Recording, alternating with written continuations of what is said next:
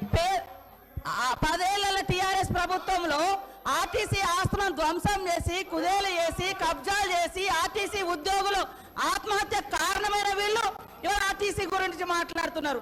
అదే కాకుండా పేదవాళ్ళు ఎక్కేది ఆర్టీసీ బస్సులు. అలాంటి బస్సుల రేట్లు పెంచి ఇవాళ ఆడవాళ్ళు బస్సులలో వస్తే తట్టుకోలేకపోతున్నారు. నేను ఒకటే సూటిగా అడుగుతున్నా, ఆర్టీసీ ఫ్రీ బస్ పెట్టొద్దా? ఇవాళ మీరు వ్యవసాయం చేయనటువంటి బీడు భూములకు లక్షాధికారులకు కోట్లాది రూపాయలకు వ్యవసాయం పేరుతోటి రైతు బంధు కట్టబెడితే ఏ పేదోళ్ళైనా రోడ్ల మీదకి వచ్చి మీ ఇళ్ళ ముంగట ధర్నా చేసిర్రా? ఈ రోజు ఆటోలను ముందు పెట్టి మీ అధికారం రావాలని ఎప్పుడు మిమ్మల్ని మీరు సెంటిమెంట్లను వాడుకొని ఒకరిని ముందు పెడతారు, ఆ తర్వాత మీరు వెనక నుంచి వస్తారు. ఇది మీ నైజం. గతంలో కూడా అగ్గిపుల్లలు దొరకక డ్రామాలు చేస్తే పాపం వేరే పిల్లలు ఆత్మహత్య చేసుకున్నారు.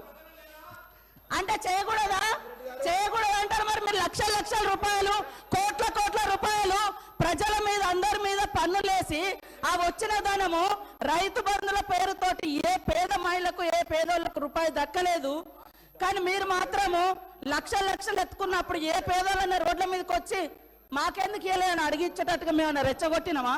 ఇవాళ అక్క చెల్లెళ్ళు అడుగుతున్నారు, నెలకు 5-6 వేలు మాకు మిగులుతున్నాయి ఆర్టీసీ బస్ తోటి. అంటే వీళ్ళు ఎందుకు తట్టుకోలేకపోతున్నారో నేను అడుగుతున్నా. మరి ఎక్కడ ఏం దొరకనట్టుగా అదే మాట్లాడుతున్నారు. మొత్తం వీళ్ళు అన్ని తీసేయండి. కాబట్టి ఆర్టీసీ బస్సులలో మహిళలు ప్రయాణం చేస్తే మీకేం ప్రాబ్లం అది చెప్పండి. పల్లా రాజేశ్వర రెడ్డి గారు